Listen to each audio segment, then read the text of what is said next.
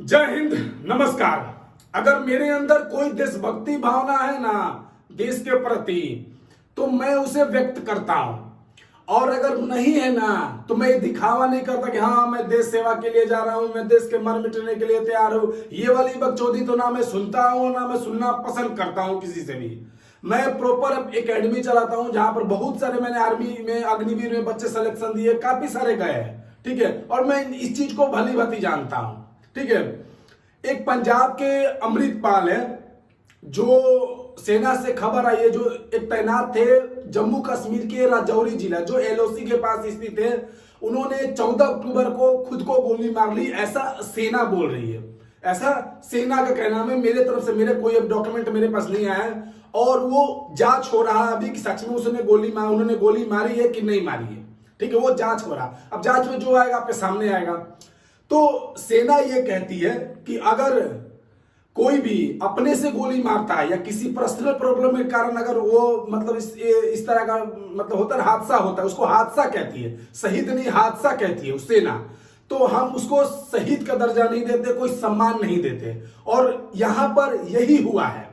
ठीक है, यहां पर यही हुआ है, जो कि सेना सिविल में आए, 2 सिविल एम्बुलेंस को लेके 2 सेना जो कि थे वो घर पे छोड़ दिए, और वहां के जो लोकल पुलिस थी, ठीक है, उन्होंने उनको वो क्या था ना, सम्मान में वो थोड़ा सा दिया।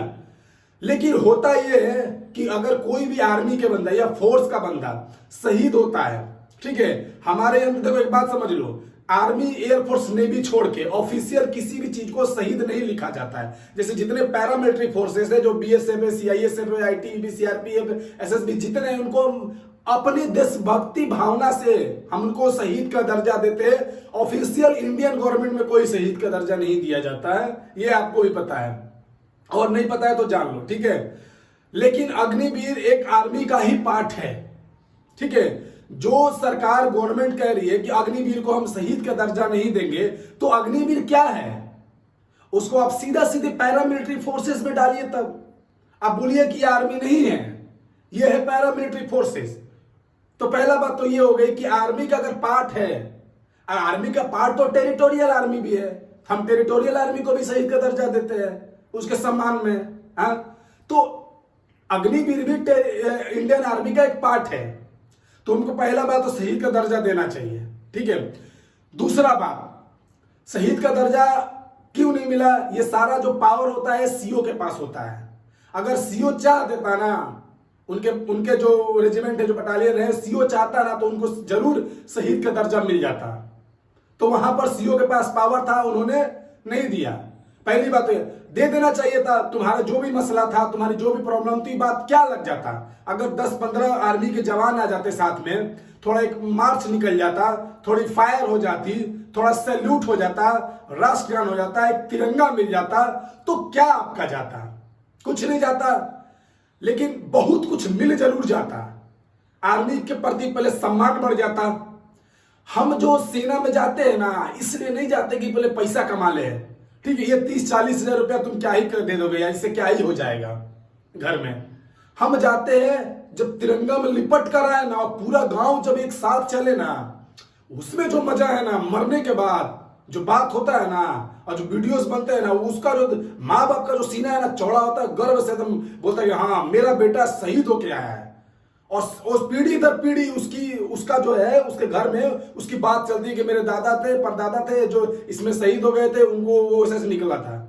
तो दे देते तो कोई फर्क नहीं पड़ता, देना चाहिए था, लेकिन आपके जो रूल के हिसाब से आपने नहीं दिया।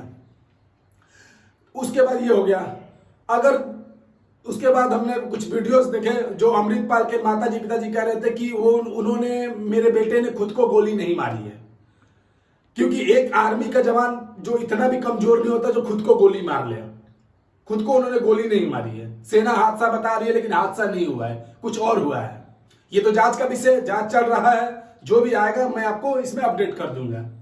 ठीक है, ये बोल रहे कि रात को जब उसने अच्छे से बात किया, नाइट शिफ्ट थी उसकी, नाइट शिफ्ट थी राजौरी जिले में, एलओसी के पास एक जगह है, वहां पर स्थित नाइट शिफ्ट थी, तो रात को अच्छे से बात हुई, बोला सुबह मैं ड्यूटी ऑफ करके अपना आगे बात करूंगा मैं, और सुबह ये हो गया। और ये गवर्नमेंट को बोलने का मौका खुद गवर्नमेंट ही दे रही है ना। मैंने क्या बोला, अगर दे देता तो क्या दिक्कत था? हाँ चलो, ये तो रही इसकी बात।